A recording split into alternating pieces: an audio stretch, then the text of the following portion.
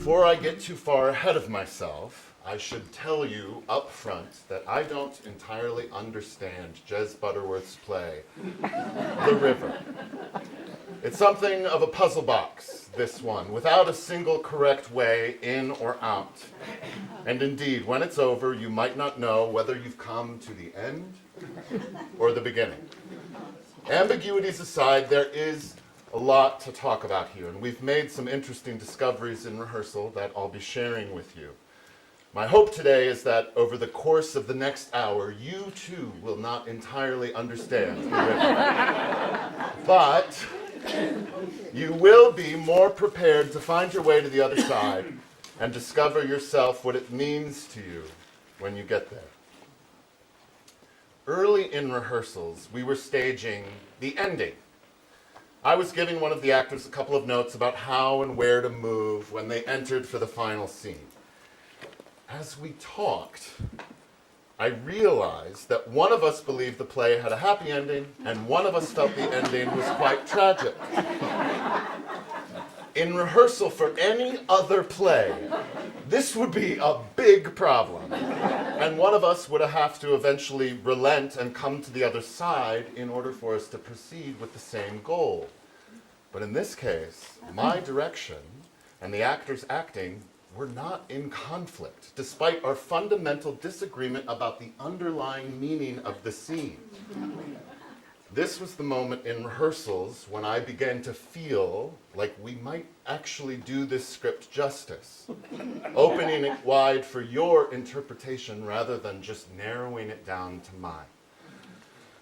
Now, you'll already be somewhat familiar with English playwright Jez Butterworth if you saw the Rogue productions of his plays The Night Heron or Jerusalem. They were great. On its 10th anniversary in 2024, The Telegraph declared Jerusalem a masterpiece and the greatest British play of the 21st century.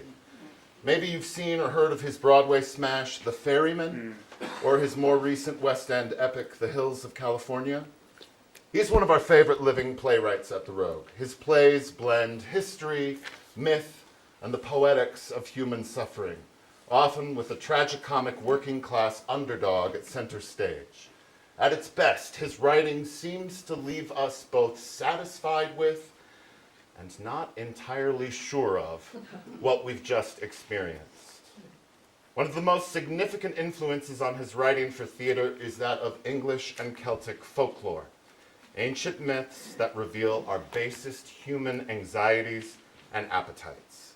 We mounted The Night Heron and Jerusalem almost back to back in 2012 and 2014, but Butterworth's more recent output is largely out of reach for a theater of our size to produce. You've probably heard the old adage, never work with animals or children. Well, Butterworth's play, The Ferryman, requires 21 actors, 10 of whom range in age from 6 to 16, not to mention a goose, a rabbit, and a human baby. The goose and the rabbit in the Broadway production of The Ferryman required 8 months of training, and each had their own understudy. Needless to say, if we had the resources in hand to produce The Ferryman on Broadway, we could just fully fund the next 5 seasons at the Rogue and call it a day. I did the numbers. But Jez Butterworth's most challenging play, I believe, is his smallest, shortest, quietest, and most intimate work. Written in 2012, The River is also, according to the playwright, his favorite thing he's ever done. But before we get into those weeds, I want to talk about The Ferryman just a little bit more. The Ferryman contains several crucial elements, I think, for a good introduction to this playwright. Given the aforementioned production requirements, including a fully stocked and functioning kitchen in which a large country breakfast is cooked and served on stage, it reads somewhat more like the script for a movie than a play. This might have something to do with the fact that as he's achieved greater and greater success over time, Jez Butterworth has become an increasingly prolific screenwriter. Film was his first love, but the stage is where his writing really soars. It's not every day we open a play at the Rogue from the writer of the most recent Indiana Jones movie, but here we are. While all of his other plays are set in England, The Ferryman takes place on a rural farm in Northern Ireland in the early 1980s, right in the thick of the Troubles. Like a lot of his plays, the story overlays ancient myth with more recent political history and immediate interpersonal drama. The central characters in the play, spanning 4 generations of a sprawling Irish family, find themselves grappling with the value and meaning of the stories they've inherited about who they are and where they come from, what to hold on to and what to leave behind as they struggle to forge their own narratives in the present. The play is earthy and poetic and sometimes shockingly violent. There's a lot of drinking and breaking out into song, insults fly that could only be delivered by those who know you best. Love is both given and withheld in such a way that reminds us that no 2 people on earth seem to practice or understand love in the same way, even though we all call it by the same name. And storytelling, a whole lot of storytelling, stories of fairies, stories of ghosts, stories of bad weather and good harvests, unlucky twists of fate and miraculous interventions from the other side. It's all very, very Irish. One of my favorite characters in the play is the elderly, wheelchair-bound Aunt Maggie. For most of the play, Aunt Maggie is silent, watching the action, but unresponsive, as if in a coma. But every now and then, Maggie suddenly wakes up with something to say, and when she does, everything stops, and everyone listens. In her old age, Aunt Maggie has become something of a time-traveling prophet. Sometimes she speaks from the far past, sometimes she brings ominous news from the very near future. Either way, folks gather round and pepper her with questions as though a fortune teller has suddenly set up shop in the living room. Questions like, how many children will I have? Does Shane Corcoran really love me? Who's going to win the Eurovision Song Contest? Cindy Meyer, will you come up here and play Aunt Maggie for us? In the following monologue, one of the children has done something unusual and has asked Aunt Maggie a question about herself. Why she never got married or had children.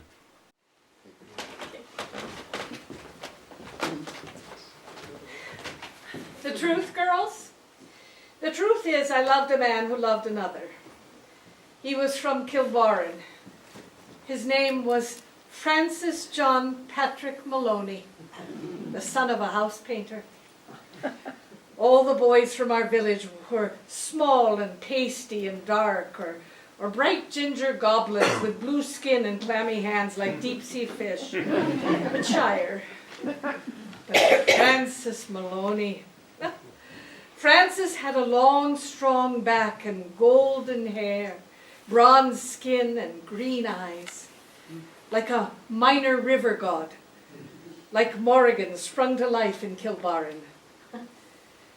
From the age of 10, whenever I spied Francis, I was struck cross-eyed with lust. My mouth went dry, my heart sped to bursting.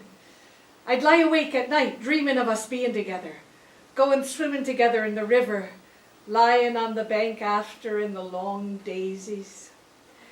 And then one day, packing up all the small things we owned and sailing off to America to live in New York. Ride the subway with our 10 fair-haired, green-eyed boys and girls. Tuck them to bed and sit up at a rickety table with one candle, drinking bourbon and branch water, reading each other Whitman, Thoreau, Emily Dickinson.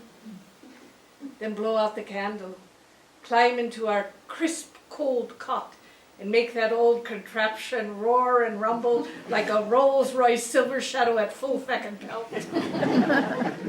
When I was 15 years old, I woke up one morning and my mammy told me Francis had moved away across the water there to England.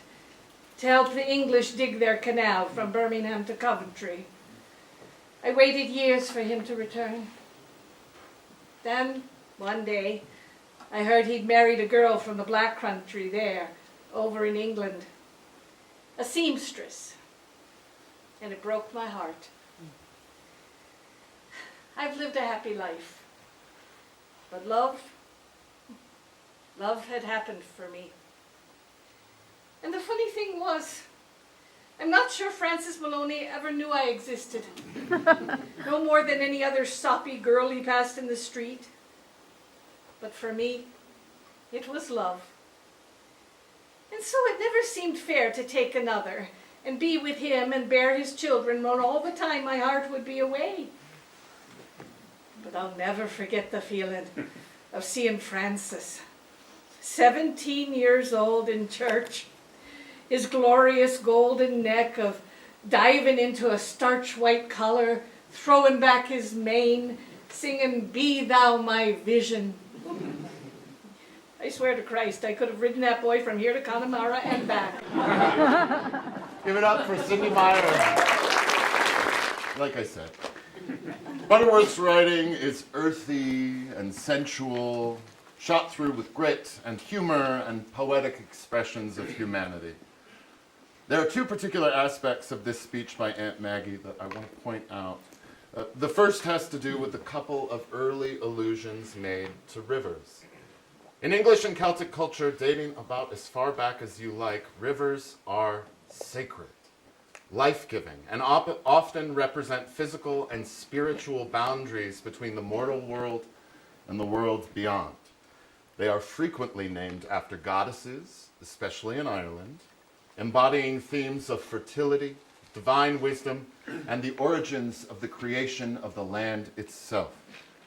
According to legend, many rivers came to be when goddesses defied restrictions set on them by men and visited forbidden wells of knowledge.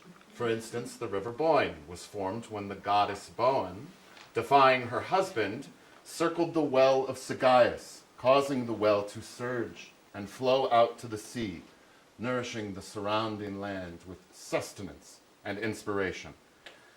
In Jez Butterworth's play, The River, just such a water source is a constant presence off stage, looming large over the events of the story from its very first moment. The opening stage directions read, "Darkness, the river, becomes a cabin. Door off to bedroom at the back, table, chairs, stove, sink, spiders."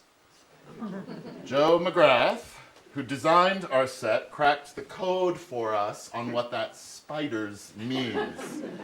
It's not a literal ask so much as a description of the quality of repair we find this cabin in. People don't live here anymore, but only pass through from time to time, maybe just once a year. And the shelter it provides from the natural world is beginning to fracture. That stage direction is repeated several times throughout the play, between scenes. Darkness, the river. It's not a picturesque reference to the geographical setting, of course, but a constant reminder of the mythical, twisting, fluid, feminine, and sometimes treacherous properties of water. It's said that you can't step in the same river twice. When the titular river is evoked throughout this play, it's a signal that something has changed, something that won't immediately be obvious. Maybe it's just the passage of time, or perhaps a boundary has been crossed.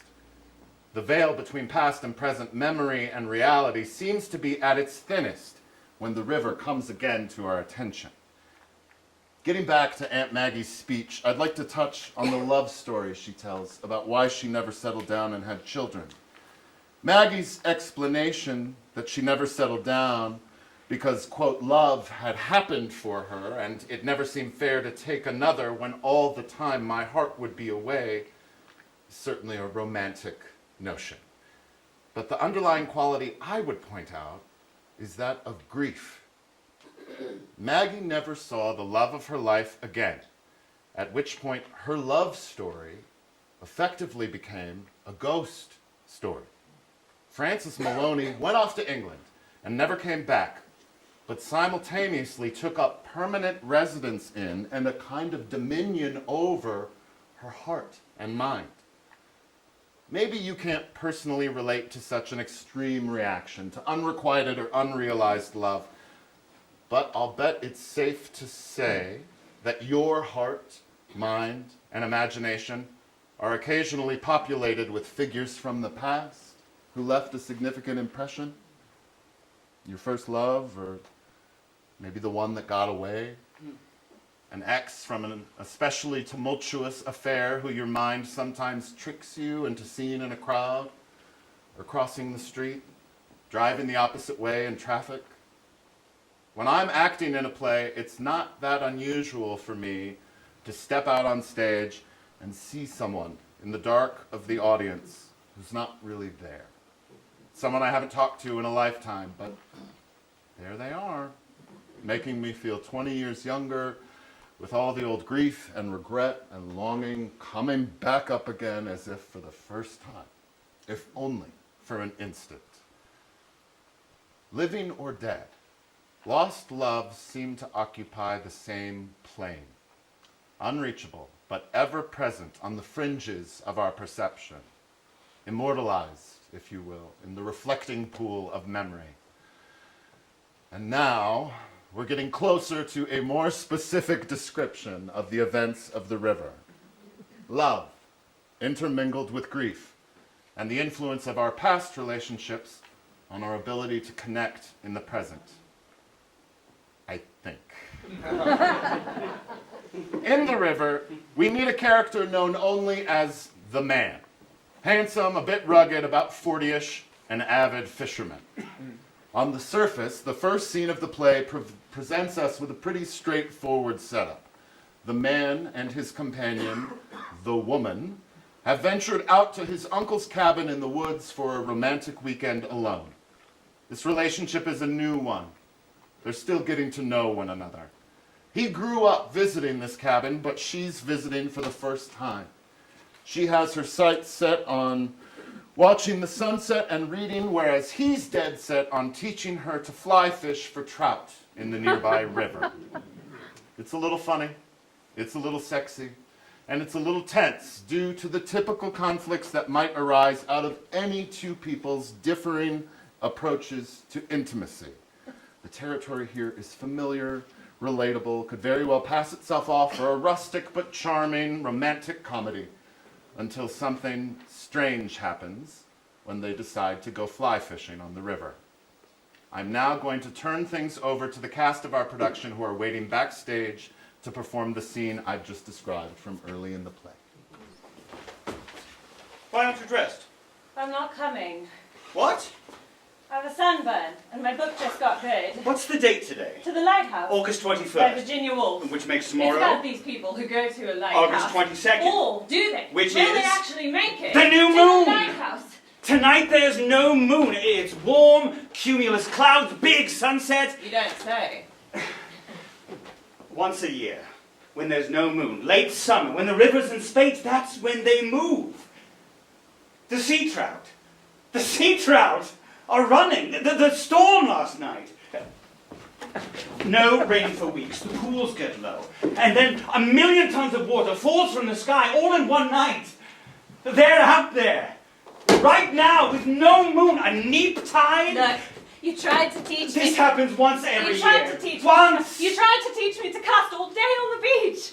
All I did was tie knots. I couldn't do it in broad easy, daylight. just feel How it. am I supposed to do it in the pitch bloody dark? There are monsters out there. Huge monsters in the water right now. You are really selling this. Table's moved. What? What? No. I can move it No, back. it's fine. I don't even know why. It's no big deal. I'll move it back. No, please don't. It's for lack of a moment. Here. Ow. What's wrong? Are you okay? I'm fine. Let me see. Oh, it's just a splinter. Show me. Ow. Let me see it. I thought I'm fine. Show me it. It's a splinter. It's bleeding. Come here.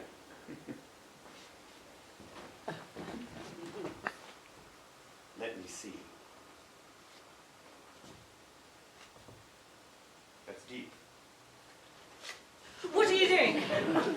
to get it out. Not with that, you're not. Trust me. Steady. Wait, the other end, it went in that way. Keep still. Ready?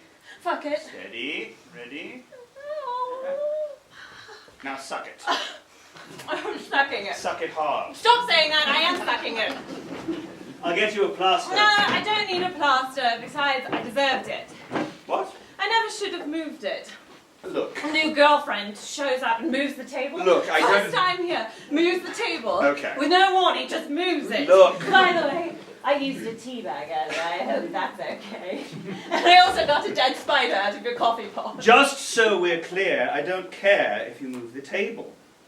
I don't care if you break a glass. I don't care if you smash a window or accidentally burn the entire cabin to the ground with me inside. I do care if you don't come with me right now. Wait! Wait there. There! Wait. Wait. Wait. Don't move. There. Now just read that. Read this, and if after you've read it you don't want to come, you don't have to. Deal? But just read that poem. Read it aloud. You want me to read this Read aloud? the title. Aloud? Yes. After moonless midnight. After moonless midnight. After moonless midnight. Okay, now read Do you it. mind? I'm trying to Yes, read. just read. May I? After moonless midnight. By, Wait, stop. What do you mean? What's that supposed to mean? What? Nothing. Wait, what did I do? Give it back. I'm reading it. Give it back. I'm reading the No, forget it. It book. won't work. Why not? It's not going to work. Says who? Just forget it. Okay.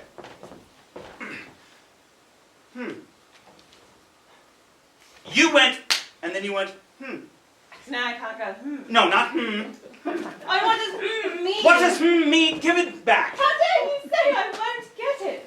You have the balls to stand there in those silly rubber wellies and accuse me. I'm not accusing anyone. It's perfectly all right. If you're not open to it, then just... Excuse me. What? Not open Give to me it. the book. As in closed? I never said you were closed. In what sense is not open, not closed? This is now ridiculous. I spent several hours today standing on a beach in the blazing sunshine trying to cast. I tied knots, the arbor knot, the davy knot, the double surgeon. I learnt the names of the flies. Wet flies, dry flies, nymphs, droppers. I am not closed. I am sunburnt. My book just got good, and you wouldn't look at my sodding sunset.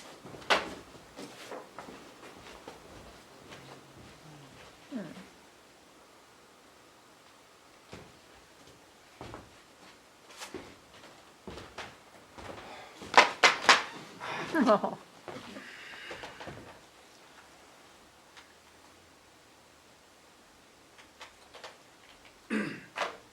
There's a long pool just past the bridge, past the rapids where the path runs steep. The river suddenly plunges 30 feet deep over black stone. I went out this morning. I climbed the cliff. I stood there on the track and looked down at the pool. And deep in the water, lined up in shoals like U-boats, silver, resting, 30 or 40 of them, the most beautiful, shyest, fiercest creatures, huge, waiting, ready to run. And if you catch one, it's like catching a lightning bolt. It's like jamming your finger into a socket. It's like a million sunsets rolled up into a ball and shot straight into your veins, and you feel it. My God, you feel it. I've overdone this. Show me the poem. No. I want to read No, the it doesn't poem. matter. No. Hang on a It's not a big deal. It wasn't supposed to be such a big deal. Oh, no, you don't. No, you don't. What? Oh, no, you don't, chum. I am not the one he brought to his cabin who got sunburnt. Splinter Girl, the table mover. I want to be shaken to my core. I want a million lightning bolts shot up my ass.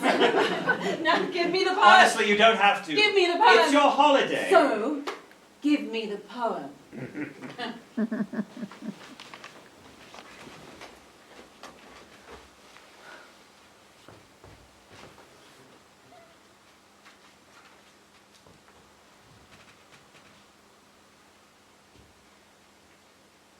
After moonless midnight, I waded, deepening, and the fish listened for me. They watched my each move through their magical skins. In the stillness, their eyes waited, furious with gold brightness. Their gills moved, and in their thick sides, the power waited. And in their torpedo concentration, their mouth aimed intent, their savagery waited, and their explosion. They waited for me. The whole river listened to me. And, blind, invisibly watched me and held me deeper with its blind, invisible hands. We've got him, it whispered. We've got him.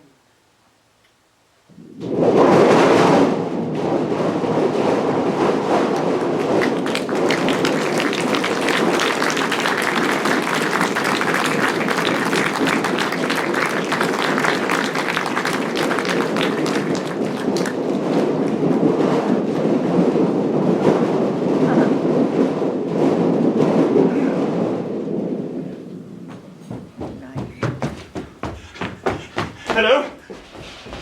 Hello?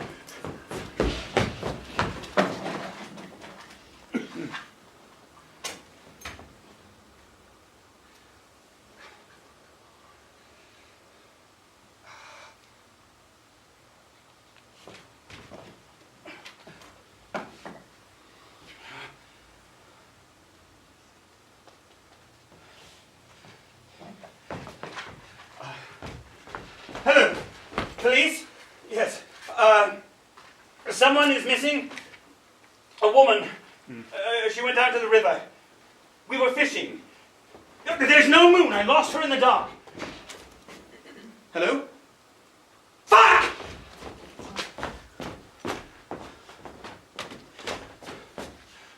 Hello? Hello? Hello? Yes. Who am I speaking? I was speaking to a woman, a police... oh, okay. Sir? Between St. Crispin's and the long pool. That long stretch under the oak trees. I don't know, it was pitch dark. I called and called. Yeah, she's about 5'4", 30, slim build. She's wearing an old fishing jacket. My fishing jacket, it's green. Wait, hold on. Who is it? Is that you? Yeah. Thank Christ. Quick, come see. Thank fuck. I'm sorry. She's back. False alarm. I'm extremely sorry. Thank you.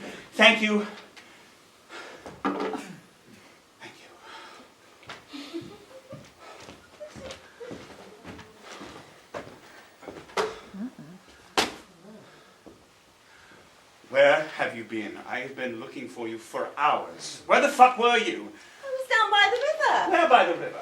Where you left me. I looked there. Well, that's where I was. Where have you been? I was up and down for 2 hours. Where were you? Where were you? I called the police. What? I was just talking to the fucking just now. The police? They were going to send a fucking helicopter. Where have you been? I was calling up and down for 2 hours. I got bored. What? I was just standing there in the dark. It was boring. I went for a walk. And you didn't tell me? I couldn't find you. You fucking idiot!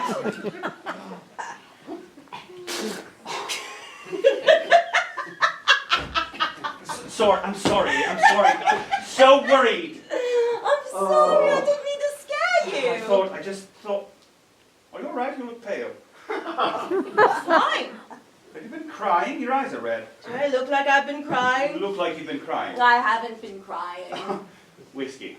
I need a whiskey. You need a whiskey. We need a whiskey.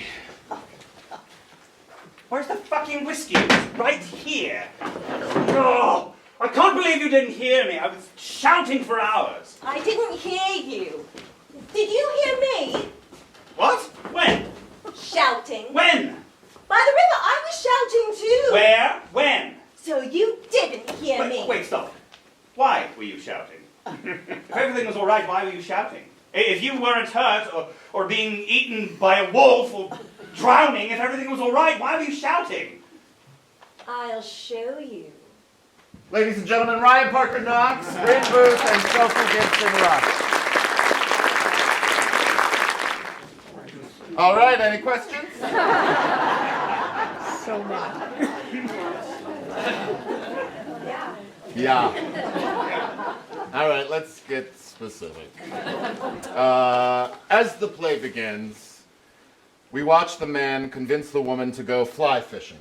Under the dark of a moonless night. He does this, by the way, by getting her to put down her Virginia Woolf and read a poem by the brooding, hyper-masculine English poet Ted Hughes.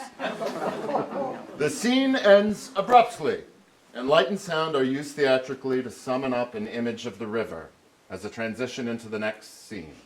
Next thing we know, the man is alone in the cabin later that night. He's dark. It's dark. He's confused. He's lost the woman and calls the police, but before he can file a missing persons report, the woman returns.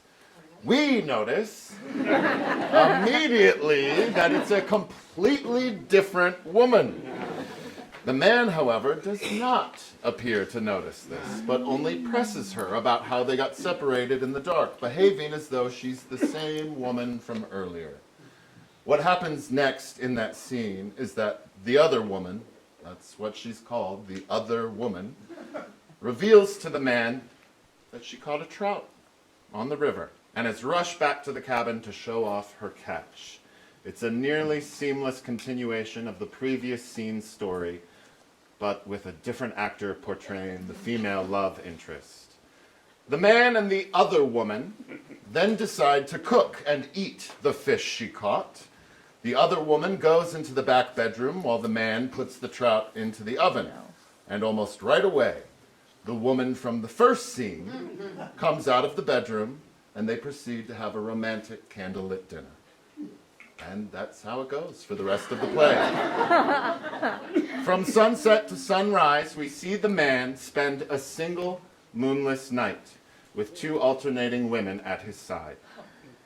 Or maybe it's one woman played by two different actors? Or maybe it's a woman and a ghost? Or his new girlfriend contrasted with his old girlfriend?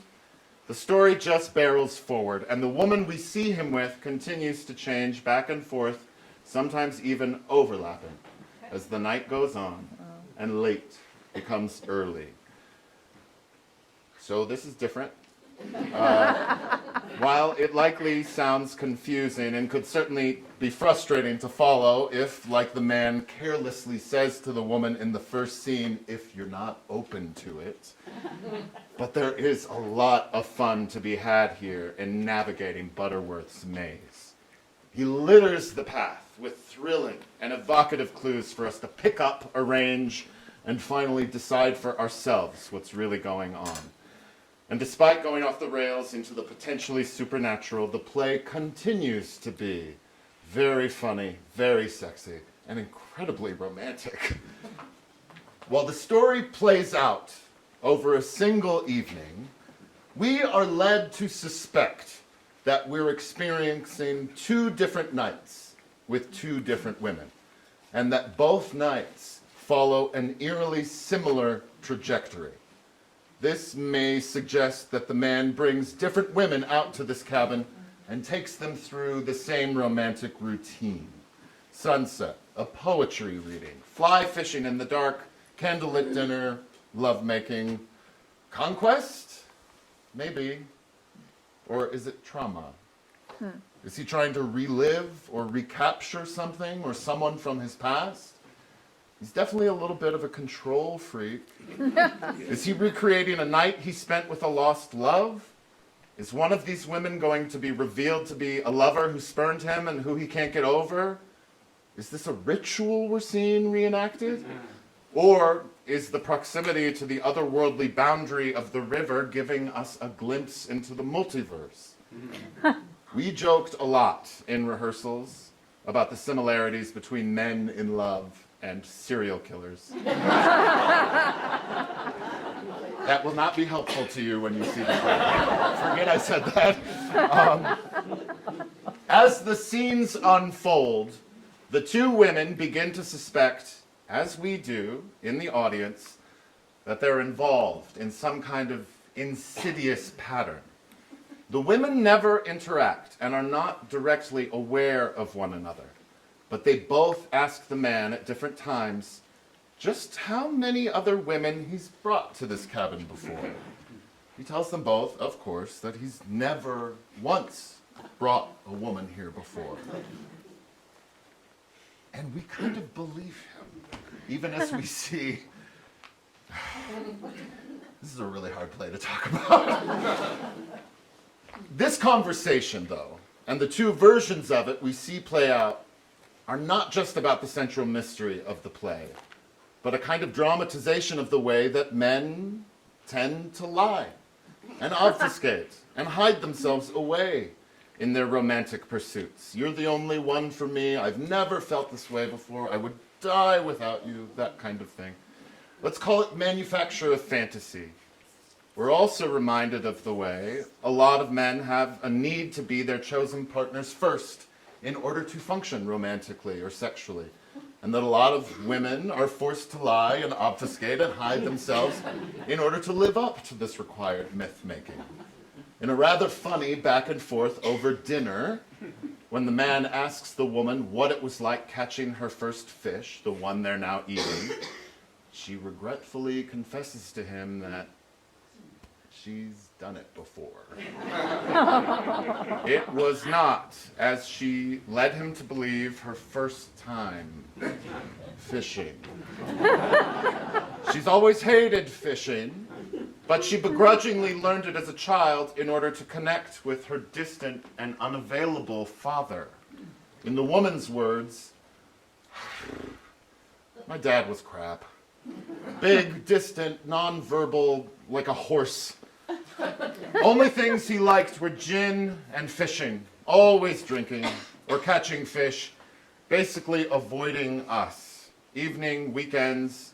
Eventually one weekend I thought, fuck this, got in the car and we went fishing. It's my tragedy in life that if I want to get a man to notice me, first I have to put on big rubber waders. The man is initially crushed by this news that he wasn't her first, but quickly lets her off the hook, if you'll pardon the pun. So sorry, everyone. This conversation goes on to reveal that earlier in the night, the man told the woman that he loved her for the first time. And she, while receptive, did not say it back. In the scene with the other woman, we see him do the same thing. After she shows him her fish, he tells her, for the first time, that he loves her. And while she doesn't exactly go running for the hills, she too does not say it back. The dramatic suggestion is not that the man is unlovable, far from it. It's more likely that it's just too early in both of these relationships to make such a declaration.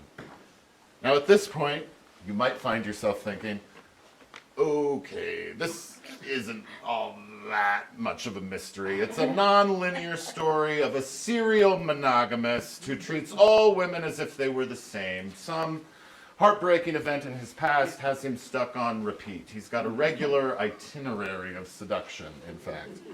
And these two women, they can't be the same woman because they look and behave quite differently. One's a blonde, one's a brunette, one is more modest and reserved, while the other is a little more wild and unpredictable. It's his new lover overlaid with his old lover, simple as that. But just when we feel secure in our understanding, the playwright wrenches it away from us. The first woman delivers a monologue describing when earlier in the day she took a walk in the woods and saw something odd. She saw another woman standing over the river's edge about 50 feet away from her. A woman about her age. A woman with no shoes or coat. She calls out to this woman, but the woman laughs and shakes her head and walks away before the first woman can catch up. When the woman tells the man this story, he shrugs it off and says, it's probably just a drunk from the nearby village. It's cider season. But we are left to wonder if maybe the other woman, the second woman we met, is now living in the woods and stalking the man and the woman in the present. The woman then recounts that when she came back from this walk, the man was out and there was a robin in the cabin, flying around the ceiling, trying to get out. She tried to help it out of doors, but eventually, in a panic, the bird flew directly into a high window and fell unconscious to the floor. The woman then took the bird out into the woods, unsure if it was alive or dead. And here's where things get really strange. Both women tell this story at different times, and both women tell this story almost word for word.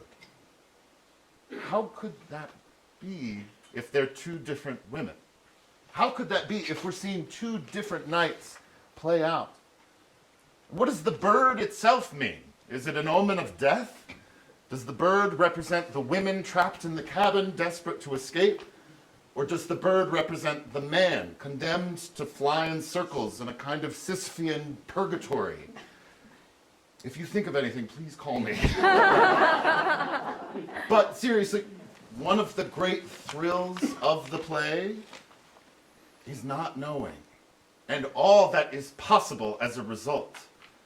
We who are watching might be tempted to feel like helpless bystanders, but the playwright refusing to explain himself gives us an opportunity in the audience to become his creative co-conspirators.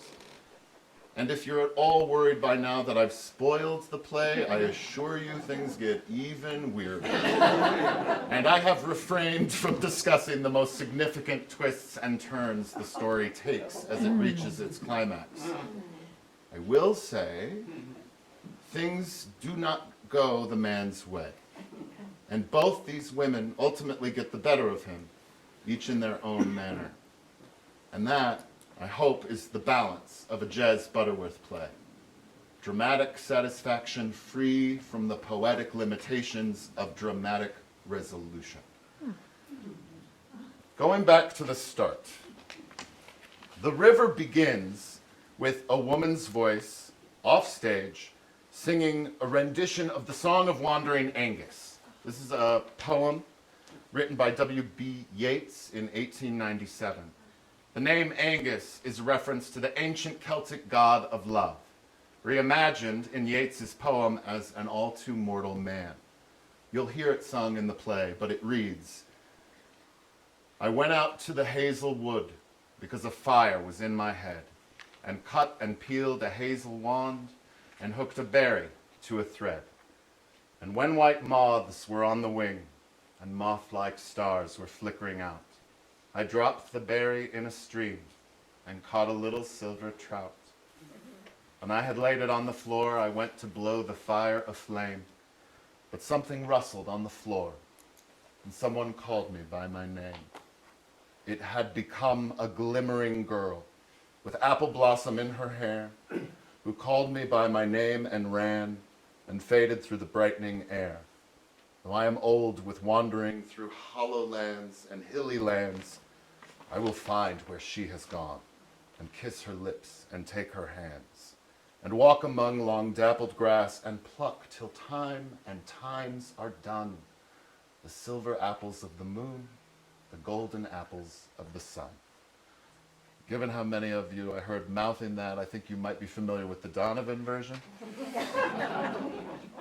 So, a man goes fishing in the woods. The fish becomes a beautiful woman. The beautiful woman disappears into thin air, and he vows to find her, fundamentally changed by his overwhelming desire for the one that got away, consumed by the hunt for someone that may only exist in dream. This poem is not addressed or commented on directly in the play.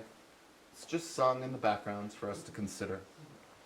Angus says in the poem, "Though I am old and wandering, I will find where she has gone." Presumably at the end of his life, Angus still yearns to kiss her, to touch her. This could suggest that the story we see unfolding in the river takes place in the memory of a much older man than we see portrayed on stage. Maybe the women don't have names and sometimes say the same thing because looking back, you can't remember anymore which was which or who said what, but only the way he felt, which now haunts him as he longs to be young again. Late in the play, the man tells his own version of this story, of the time he caught his first fish as a boy, alone on the river just a few hundred yards from the cabin, and how after a terrifying physical struggle catching it, it got away, flopping out of his hands and back into the water when he hesitated to kill it on the shore. In his own words, "I cried. I don't know why. It wasn't because I lost my fish. It was because I had seen something I had never known was there. A force, a spirit. I'd felt it buckle and shudder in my 7-year-old hands, and it thrilled me, and it scared the life out of me. But who knows why I was crying. It was all I could think to do. But I never, ever, ever forgot that feeling.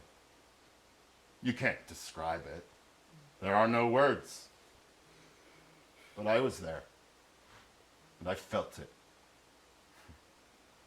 When I hear this speech, I'm reminded of the way the world changes when we fall in love, or even lose our virginity. When we awaken in our youth to the powerful mysteries of love and sex. That awakening is not always gentle. For some, it's even quite violent. Maybe we're not ready for it, but there's no going back. There's a lot of talk about trout in the play, much of it achingly poetic. But there's an interesting detail mentioned, that the sea trout come here to the river once a year to mate. That lines up conveniently with the story. There's also something revealing when the man offhandedly points out the difference between fishing and fly fishing. I had never thought about this before, but typically fishing means putting a worm on a hook, offering real food as bait, ideally still alive and squirming. But fly fishing, of course, involves artificial bait. Bait carefully designed to mimic an insect flying through the water. There's nothing real about this, the man says. It's trickery, a trick. I would add that fishing with a fly as opposed to live bait is maybe more broadly done for sport. But if the man is bringing women to this cabin in a recreational way, the game he's playing does not reveal itself. Nor am I all that certain he himself knows any more than we do, by the time the play ends, what he's doing or why. Love really makes fools of us all, doesn't it? Makes us behave in odd or embarrassing ways, makes us obsess and question and tell little lies that take on a life of their own. And when, for whatever reason, we are separated from love, the hook only goes in deeper. And we may aspire to move on, get over it, meet someone new, but the memory does no such thing. The memory of love remains, grows, changes with time. The memory is not monogamous, not even governable. It strays, it wanders, In tandem with the imagination, memory allows us to have conversations or encounters that never took place. Maybe it's been so long you can't remember your lover's face. But the feeling is always right there, just beneath the surface. If you've ever looked deep into your lover's eyes and thought they seemed awfully far away, you have been to this river. Likewise, if you've ever called someone by the wrong name in bed, have we got a play for you? I can't tell you, by the way, how hard I laughed when I realized that we would be having this open talk on Valentine's Day. We did not plan that.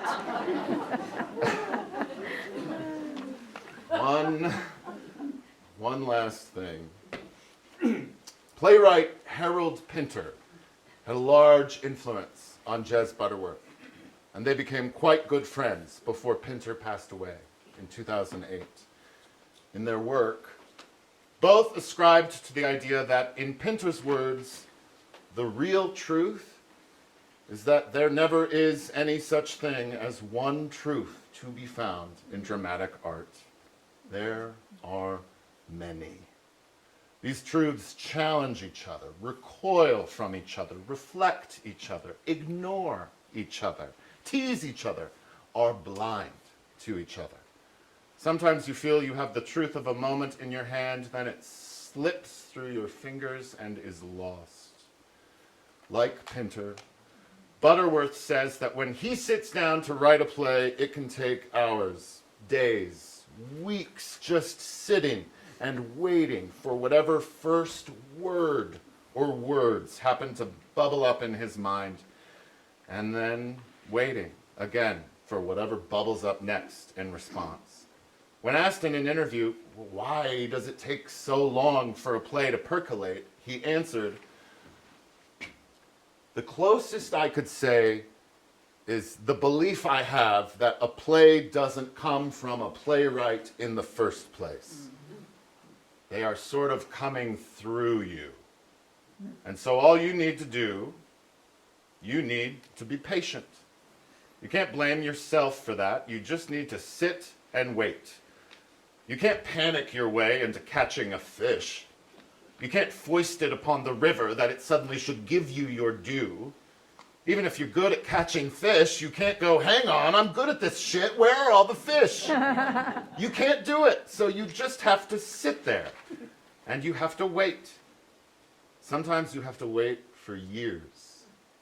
Sometimes you die waiting. But you've got to wait. I leave you with this today to encourage your own patience with our production of The River. It's closer to a poem than a play, more likely to produce emotional déjà vu than clear answers. Like love, the effect it has, or what it ultimately means to you, may not reveal itself until it's long gone. That's my talk. Thank you very much.